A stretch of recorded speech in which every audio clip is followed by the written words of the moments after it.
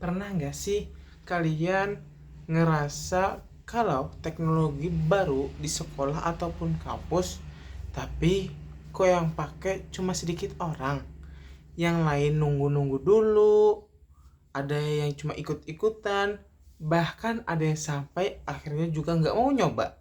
Nah, ternyata fenomena ini ada penjelasan ilmiahnya loh, dan udah diteliti sejak puluhan tahun yang lalu. Namanya teori difusi inovasi yang dirumuskan oleh seorang ahli komunikasi bernama Everett Rogers. Di video ini kita bakal membahas tuntas teorinya lewat analisis jurnal karya Ismail Sahin yang terbit di Turkish Online Journal of Education Technology tahun 2006. Rogers mendefinisikan difusi sebagai proses penyebaran suatu inovasi bisa berupa ide, teknologi, atau cara baru melalui saluran komunikasi dalam kurun waktu tertentu di dalam sebuah sistem sosial.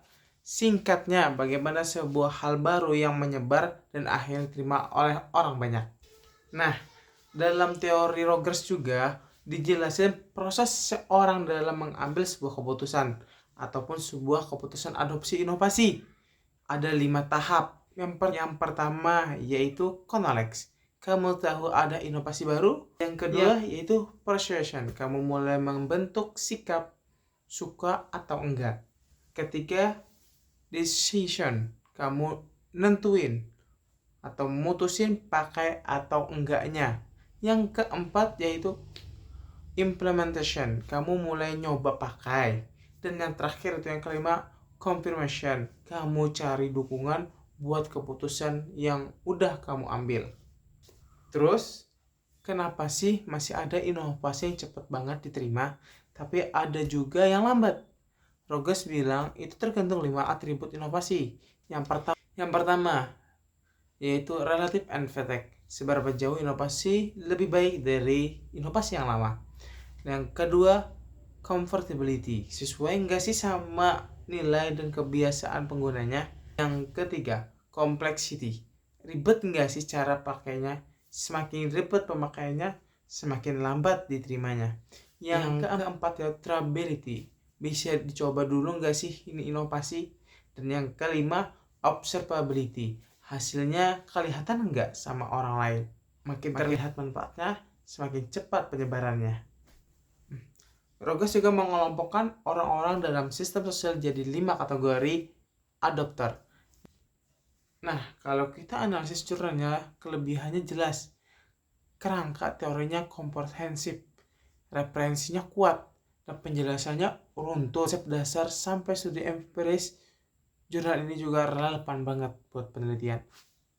Atau mahasiswa yang mau ngerti gimana teori Rogers dipakai di dunia pendidikan. Tapi, ada catatan penting di jurnal ini.